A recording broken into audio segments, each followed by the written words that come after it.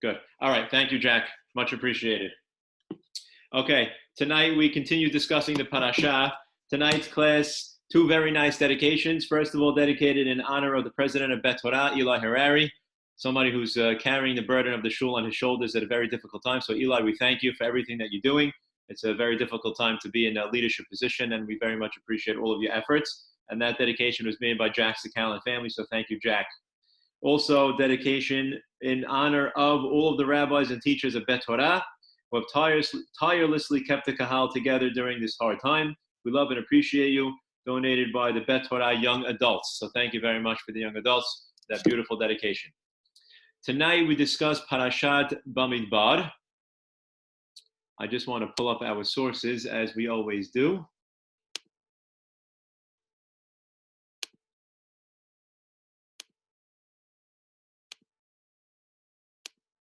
Okay, not sure why this is not working. Give me a second.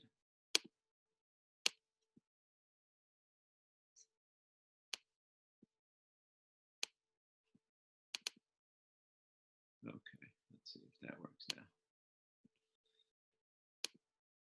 Great. Okay. Jack, can you see the source sheet? Yes, great. Okay. So Parashat Bamidbar, it's all in the details. The last couple of weeks we had double parashiot. And if you remember, we talked about the fact that double parashiot really stem from one of two things. Either,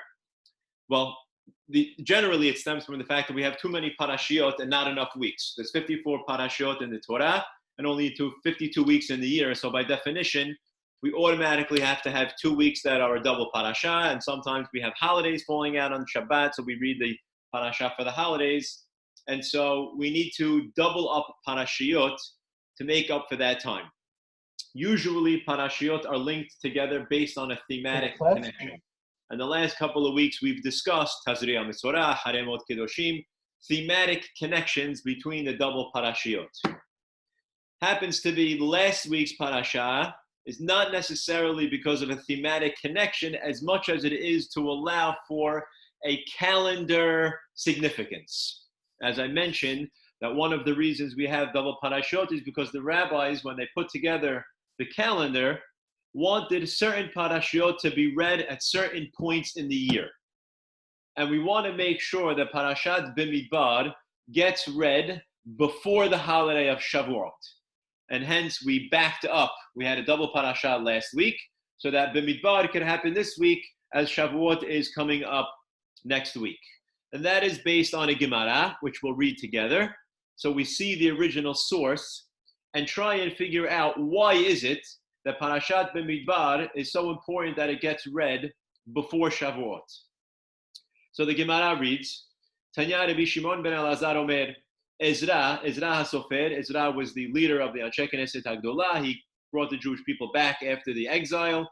Tiken lahem liYisrael sheyehu korin klalot shebetorat kohanim kodem atzeret v'shebemishne Torah kodem Rosh Hashanah. Ezra HaSofer, when he was figuring out the calendar, he wanted to make sure that the curses that we read in Sefer Vayikra, which is in Parashat Bechukotai, last parasha we read it last week, happens before Shavuot, and the curses that are read in Parashat Ki Tavo and Sefer Devarim get read before Rosh Hashanah. My ta'ama, why? Why did he want to ensure that those parashiot with the curses got read before Shavuot and before Rosh Hashanah? Amar Abaye v'item aresh lakish kedei shetichle hashana v'kililoteha, because they wanted the curses to be closed off in the past year, right? So Parashat Ki Tavo happens right before Rosh Hashanah. We want to close out the year, push the curses at the very end of the last year, so we can start off a new year fresh. And that's actually what we say in the song, Achot Ketana, the night of Rosh Hashanah, Tichle Shana v'kililoteha. The year should end and all of its curses. We're going to push it back. We're going to start Rosh Hashanah on a clean note. We don't want it to be that first or second week of the year after Rosh Hashanah, we're reading the curses. So the obvious question is, Bishlema shebimishne Torah ika, kedei shetichle shana v'kilotea, ela shebetorat kohanim atu atzeret Rosh Hashanah. But that makes sense for Devarim. It makes sense you want to push the klalot into the last year before Rosh Hashanah. But what does it have to do with Shavuot? Last week, B'chukotai, we read curses. We're not starting a new year now. Why did it need to get done before Shavuot? What's significant about Shavuot? It's not a new year. And the Gemara answers and says, yes, Shavuot is in a sense a new year. Atzeret name Rosh Hashanah ditnanu ba'atzeret al perot ha'ilan, because Borei Olam, the Gemara says, judges us on the produce, the fruit produce particularly on Shavuot, what it's going to look like. The new season, the spring season is on the horizon. The fruits are going to blossom. They're going to grow. What that season is going to look like is judged on Shavuot. And so before we enter that new season, we push the curses behind us. Now, that doesn't answer the question, because if that were the case, then Bechukotai should be read this week. We'll close out the year this week, and we'll move into the new season next week before Shavuot. Where did Bamidbar come from? So the Tosafot there says, "Umitam ze anu korim b'midbar Sinai kodem atzeret kedei shelo lahasmich hakilalot shebechukotai laatzeret." The rabbis didn't want the curses to bump up right against Shavuot. They wanted a little bit of a buffer. So they added Perashat Bamidbar in between. So let's finish Bechukotai 2 weeks before. That was last week. We'll put a buffer in between, and then we'll put Shavuot. It's very nice, but it's a little bit of a stretch. It doesn't really answer any kind of philosophical question as to why Bamidbar is connected to Shavuot, if at all. So I want to offer an answer that was given by Rabbi Golden, Shmuel Golden at Yeshiva University, and I think it's a fantastic idea, particularly at this point in time. And it's based on a midrash that we read in source number 3. You probably heard it before. And the midrash writes as follows: Borchin mehar Sinai mipnei she'asu sham shana pachot ahad asar yom. Right? The Jewish people spent 11 months at Har Sinai. Right? We got it to Har Sinai, Perashat Yitro, we got the Torah. From Perashat Yitro all the way through last week, all the way through Sefer Bamidbar, we were at Har Sinai, 11 months. We were learning the laws, we were building the Mishkan. Perashat Bamidbar, we're poised now to finally leave Har Sinai. We're getting ready to journey forward towards Eretz Israel. V'haya natan lahem mitzvot b'chol yom. Every day that we were at Har Sinai, we got new mitzvot, new laws, new laws, new laws, new laws. כשאמר משה ליסע משם מסע יום אחד, הלכו מהלך 3 ימים ולילה אחד, כתינוק שיוצא מבית הספר ורץ. The Jewish people, after sitting at Har Sinai for 11 months, getting laws after laws after laws after laws, couldn't wait to escape Har Sinai. They ran away like children on the last day of school. They couldn't wait to get away. All these laws flooding them, and they couldn't handle it anymore. Enough isn't enough laws. We're done. We want to escape. And they ran away from Har Sinai like children on the last day of school. And that, I believe, is the connection between Bamidbar and Shavuot. It's very odd when you think about the fact that Shavuot celebrates the experience of standing at Har Sinai. The fact that we got there, we came from slavery, we got there, we experienced it, and we came face to face with Borei Olam. Ironically, the rabbis wanted to make sure that the parasha that talks about leaving Har Sinai comes right before we celebrate getting to Har Sinai. It seems completely opposite. Why would we push to have a parasha that talks about leaving the moment when we're coming up on a holiday that is celebrating the moment? And that is the point itself. And that is the Har Sinai experience has to be captured even after it's over. And that's the challenge. It's very easy to be spiritually engaged. It's very easy to be plugged in. It's very easy to be excited when you're standing at the mountain. But when the experience is over and the mountain is no longer lit up with thunder and lightning and the excitement is over, now what happens? When you go into the everyday mundane and you're going to go into the desert and life is going to start again, are you going to take it with you? Are you going to continue to be spiritually attached? Are you going to continue to be engaged? Are you going to continue to be fervent and passionate about that experience? And so we particularly want to put Perashat Bamidbar now to tell you that before you get there, remember that standing there is not the challenge. That's the easy part. After it's over, and you have to take it with you, that's the hard part, and we're experiencing it now. We don't have shul, and we don't have school, and we don't have the opportunity to have events of Kiddusha where we're all getting together and we're celebrating, and it's very difficult. It's easy to be engaged when you're in shul, for the most part. It's easy to be engaged when you're in school, but we miss it. We don't have it. And we feel that there's something lacking, and that says something. It says that we really do appreciate the experience even when it's not there. And that is the challenge, to keep that spirituality, that passion alive, even when it's not right in front of your face. And so the rabbis wanted particularly to put Perashat Bamidbar connected to Shavuot to tell you that you have to take the mountain with you. On that note, we jump into the beginning of the parasha, and we'll notice right away that Perashat Bamidbar is replete with details, seemingly tedious, unnecessary details. Parasha opens, Vaydaber Adonai el Moshe b'midbar Sinai be'ohel moed ve'echad hachodesh hashani b'shana hashani v'tzetam be'eretz Mitzrayim lemor. God speaks to Moshe in Har Sinai, in the desert, in the Sinai desert, on the first day of the second month after they left Egypt, and he says, we're going to count the people again. We're going to count them by family, we're going to count them by tribe. All of the men,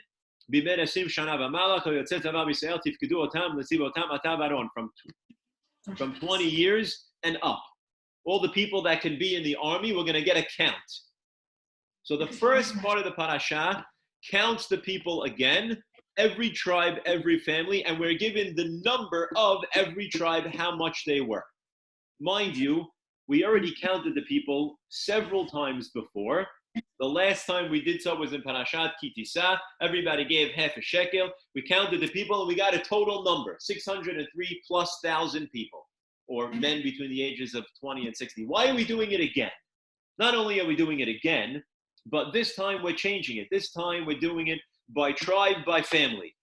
It wasn't good enough the last time. Last time we got the whole number. Now I want breakdown, every tribe, every family, and the Torah is going to now go through painstakingly every tribe, every family, how much they numbered. And we're going to read a perek and a half of just names and numbers. Why is it necessary? Again, especially because you just counted us. That's one problem. Second problem is the parasha then goes on to do the following. V'chanu b'nei Yisrael ish et al machaneo v'ish al diglo l'tzivotam v'aleviim yachanu saviv l'mishkan ha'edut v'lo yeh ketzev al adat b'nei Yisrael v'shamru ha'leviim et mishmeret mishkan ha'edut. The parasha goes through painstakingly the setup of the camp in the desert. The Mishkan is going to be in the middle. The Levi'im are going to be in this area. These 4 tribes are going to be on this side. These 4 tribes are going to be on this side. These 4 tribes on this side, and these 4 tribes on that side. We go through every tribe, where they were, what their flag was, and why they're placed particularly in that spot. Again, painstaking details, names, locations, numbers, and that essentially makes up the whole parasha. Why is it necessary to go through all the details? Just tell me, this is how many people they were, and they had a great setup in the camp that was strategic, and let's move on and get to the rest of the story. There are a number of answers that are given, each of them offering an important piece. As the title of the class is, it's all in the details, and it really is all in the details. It's important to understand that when reading the Pesukim in the Torah, if something is there, it's there for a reason. It's not superfluous. You read the parashiot of the Mishkan, you got to read between the lines. Every vessel, where it's placed, what it looks like, the dimensions, has something to tell you. There's a life lesson in there. You can't just gloss over it. And I think we've seen that together over the last number of weeks in Parashat Vayikra that most people write off as a book of Korbanot. We've seen some tremendous and significant lessons in it. I'd like to do the same thing this week, talking about the numbers of the Jewish people and their placement in the camp. I begin with the Rashbam, and he writes, Su'u et rosh kol adat Yisrael. We have to count the people. Says the Rashbam, there's a very specific reason. You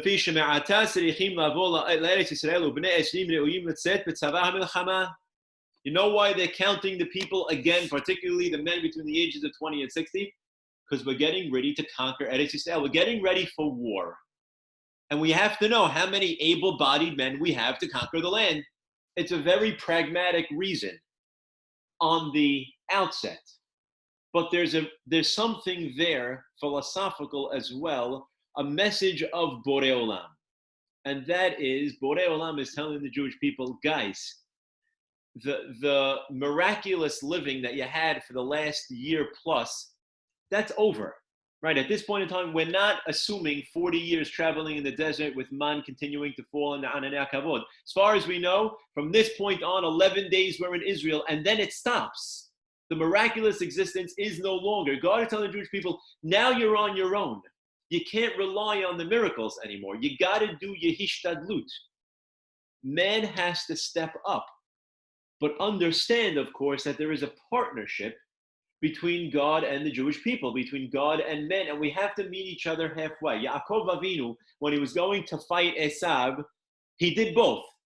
He prayed because he was relying on Borei Olam to save him from his brother who he thought he was going to kill him, but he also prepared for war and he also appeased his brother. There's a partnership here. Borei Olam tells the Jewish people, we're venturing forward. You're not slaves anymore. You don't have to be carried by me. You have to carry yourselves. So we're going to count the men, you're going to pick up a sword, and you're going to go to battle, and yes, you're going to rely on me, but you're going to fight on your own.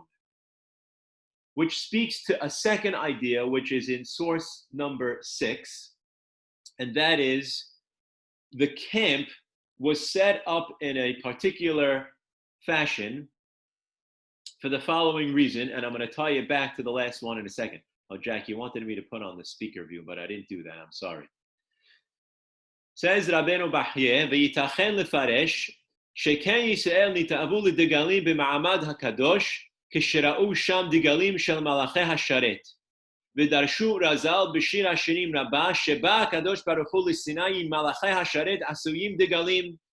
V'od darshu sham hevi'ani al bet hayayin ze har Sinai, shebo natna haTorah shenimshela liyayin v'diglo alai ahava zo shechina. Rabbeinu Bahye says that the reason why we're told about the specific setup of the camp of the Jewish people here on earth is because there's a mirror image of that in Shamayim. That the ministering angels of the Jewish people are formatted in the same way that we were formatted in the camp in the Bamidbar, and it's a mirror image, heaven and earth. It's a midrash. What's he trying to say? Again, there's a partnership between Borei Olam and the Jewish people, and that's the message that he's giving to us now. We're moving forward, and in moving forward, you need to stand strong in who you are, and at the same time, rely on me for that aid. As we journey forward as a unit, Borei Olam and the Jewish people. So if I read it this way, now I'm reading the details and I'm understanding something. There's a message. It's not just names and numbers on a page. God is giving me a message. I got to step up. I got to do my hishtadlut. We say it every day in the Amidah. Melech ozer u'moshiach u'magen. God helps those who help themselves. You don't get to just wish for money, stay home watching Oprah all day and pray and expect money to fall from the sky. You got to go to work and meet God halfway. You can't just rely that Borei Olam is going to make you healthy and then smoke a cigarette and drink alcohol all day and expect to be healthy because you prayed. You got to do your piece. And that's the message of Borei Olam that he's telling us here as we journey forward. The miraculous existence is over. Life must begin. That's answer number 1. That gives us an insight as to the message of the details. The Ramban, in source number 7, takes it in a different direction. And he writes, ועתה יגביל את המשכן בהיותו במדבר כאשר הגביל הר סיני בהיות הכבוד שם. והנה ציווה איך תהיה משמרת המשכן וכלה ואיך יחנו סביב יעמוד העם מרחוק והכהנים הנוקשים על השם, איך יתנהגו בו בחנותו. ובשאת אותו מה יעשו במשמרתו והכל מעלה למקדש וכבוד לו. The Ramban writes that the format of the camp was a recreation of Har Sinai. When we came to Har Sinai, God told Moshe, you have to cordon off the mountain. Nobody's allowed to approach the mountain. The experience is happening on the mountain, and everybody's going to watch from afar. And the mountain became the center of their existence for that moment in time, and everybody's watching from standing around the mountain. We recreated that. We had a Mishkan that stood in the middle of the desert, and surrounding the Mishkan on each of the four sides was 3 tribes. The Mishkan in the middle cordoned off just as the mountain was. And that's, again, a very powerful message. The mountain has to come with you. The center of your life has to be that spiritual basis. And again, we're feeling it today. We don't have the shuls. We don't have the schools. There's something missing. We feel it. There's a lacking in the everyday. There's no structure. We're not getting up in the morning and going to shul. We're not having our children go out to school. There's something missing.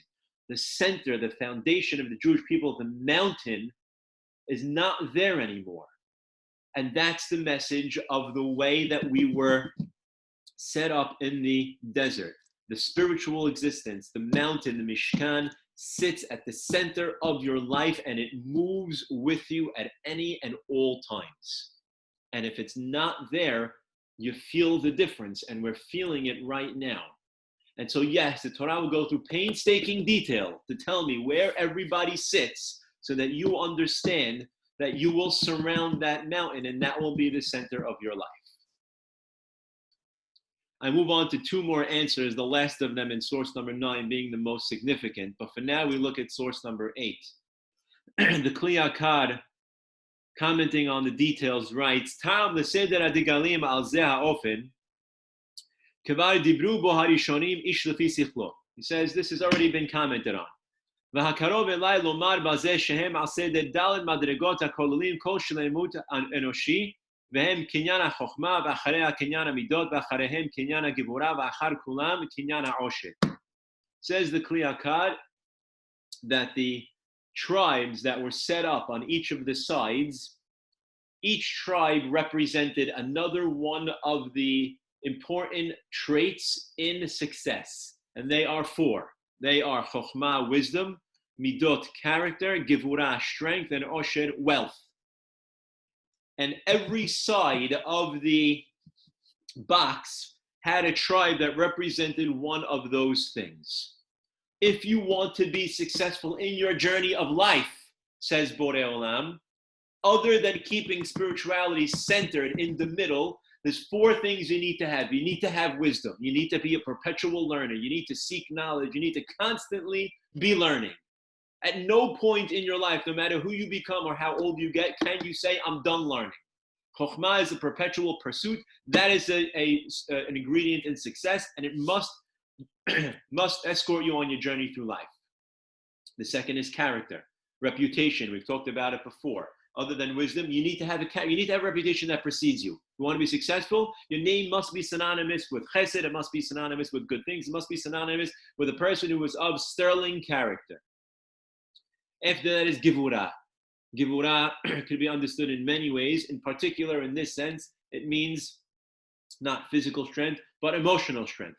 The ability to sacrifice. The ability to be able to give up, to make room in your life for other people. If you want to have a successful journey for life, other people need to be a part of it. A spouse, children, students, friends. There needs to be other people. You need to pull yourself in a little bit and allow for them. That's gevurah, the ability to put yourself in the back seat and allow others into your life. That is an ingredient in success. And lastly, and very simply, osher, money.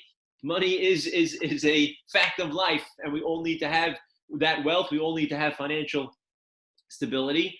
And in that, we can be successful. Wisdom, character, strength, and wealth all make for a complete person. And in that, they surround the center, and that's how they journey through the Bamidbar, and that is your journey in life, those 4 ingredients. The last commentary is that of Rav Shimshon Raphael Hirsch. I only have it in English. I don't have the Hebrew version. So I read it to you. And we discuss, and this, I think, is the most significant of all of the lessons. He writes, it must always and at all times make itself thought thought of in the essential, real, universal calling of its members, who by a common inner factor are one. And each of them must feel himself to be and to present himself as a concrete and important part of this unity. Even when the descendants of the one Jew, Israel, Yaakov, had grown into 600,000 men, they were still all members of the one house, son of one man, stamped in spirit and heart with the same stamp, bearing one mission, one destiny as their heritage through the ages.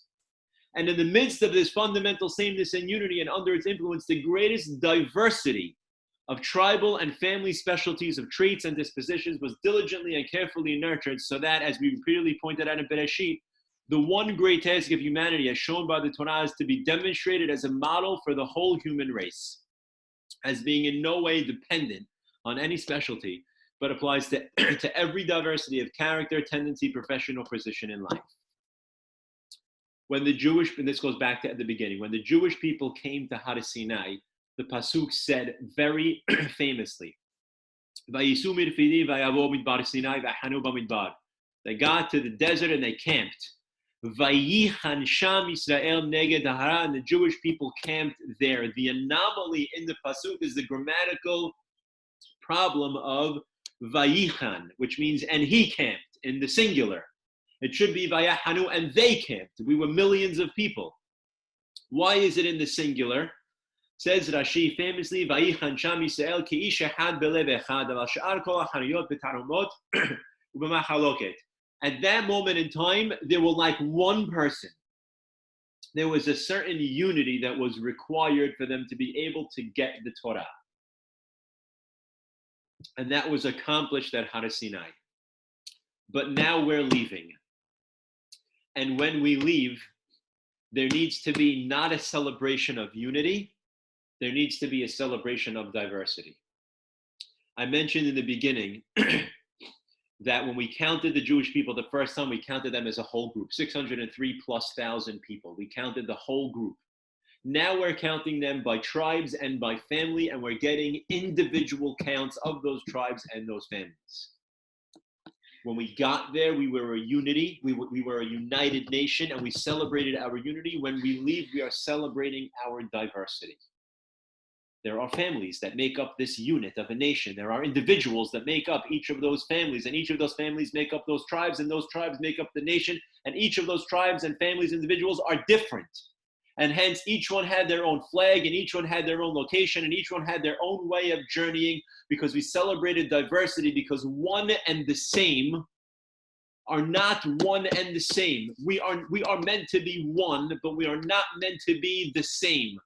There is tremendous diversity that exists in the Jewish people, and that is to be celebrated. We see things differently. We speak differently. We dress differently. And there needs to be a mutual respect for one Jew for the other, for the way that he approaches. You may not agree. You may not agree, and that's okay, but there needs to be a respect of that person, because there is a celebration of diversity that happens. And that diversity weaves together the tapestry that makes the united nation of the Jewish people. As we leave Har Sinai and we journey forth towards life, God says, there will be people in your life who are going to be different than you. You need to live together in peace and harmony, whether it be a fellow Jew or somebody else. You're in search of unity, but that unity doesn't mean everybody has to be the same. When that happens, you destroy an important part of humanity, and that is the individuality. So we're going to count them again, but we're going to count them by families and by tribes, and we're going to celebrate what each of those families and tribes brings to the table that makes us a unified nation. If I read the Torah like this, if I read Perashat Bamidbar through the eyes of the Mefarshim that are willing to read into the details, all of these important lessons, then it pops off the page. Then I walk into Shavuot and I have a tremendous amount of lesson to walk in with. The idea of hishtadlut, of meeting God halfway and having a partnership. The idea of the ingredients that make me successful in life. The idea that spirituality sits at the center of who I am, and the mountain has to follow me in life. And lastly, that just because we are one doesn't mean that we are the same. We celebrate unity, and at the same time, we celebrate the diversity that makes us the beautiful nation that we are. That is Parashat Bamidbar. I want to wish everybody Shabbat Shalom. Have a wonderful weekend and a wonderful week ahead. Be'ezrat Hashem, we'll talk again before Shavuot. Have a great night. Very nice class.